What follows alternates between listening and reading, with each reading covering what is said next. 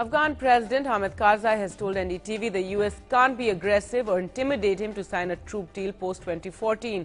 He stalled the deal to allow bases with possibly up to 15,000 troops in Afghanistan after the withdrawal of combat personnel.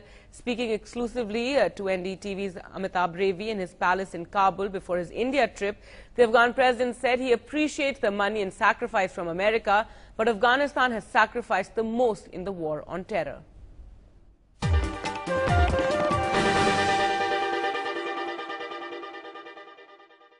Some of the noises that are coming out of the American side, which could be portrayed as some kind of threat, which is what you have brought up in the past, even going as far as to say that the US is behaving like a colonial power.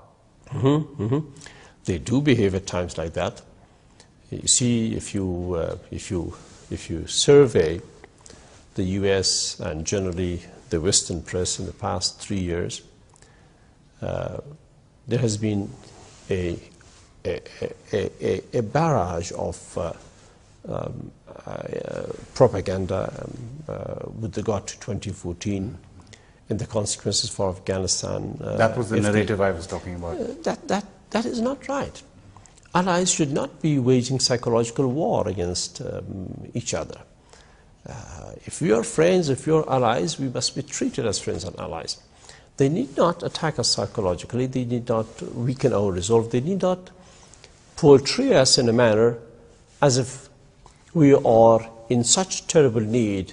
If that they are not here, we are neither a nation, nor a country, nor a history, nor a culture, nor a future. That's not right. We will be here, whether the US is here or not. That's where we are, this is our country. But of course, we may be in more trouble, we may be poorer in certain ways, but Afghanistan can continue and will survive as it has survived for thousands of years. So, President, are you saying that you do see certain statements in certain meetings between you and top US leadership as a threat? They do occasionally behave in a manner that's not becoming of a big power.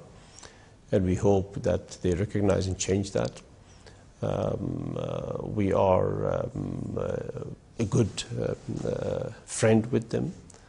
We have given immense sacrifice in the war on terror. No country has given as much sacrifice as we have. Before September 11 and after September 11, the way we tolerated... Sacrifice is what is being portrayed from the US side as well. Recently, James Dobbins in Congress. We recognize the life, the blood and treasure that they have spent in Afghanistan. We consider that a sacrifice, which we appreciate considerably.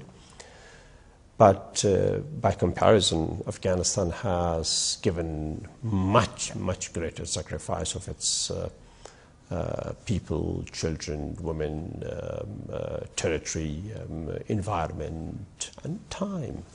So our sacrifice is greater. And if it's a war on terror, then we are a bigger partner. That's an important point. If it is a war on terror, then Afghanistan is a bigger partner. Then Afghanistan has contributed more. If you put it in money, it's over trillions of dollars that we have put in. More importantly, the blood that has been shed. If you put it in money, it cannot be valued in terms of money, but if you put it in money, it's trillions and trillions that we have contributed to this cause. All the points that you've brought up in this last answer, do you think the US, Washington, is recognizing some of that in terms of lowering the rhetoric for the need to sign the BSA by the end of this year? Aggressive rhetoric will not force us into signing. We are not a nation known for intimidation. But have they recognized by lowering that rhetoric? Because now there's no timetable as such. If they have not recognized, they should recognize it. It's good for them to recognize that we will sign it, but when we are sure that that signature will bring security and will launch a peace process for Afghanistan, where Afghanistan will feel secure and good.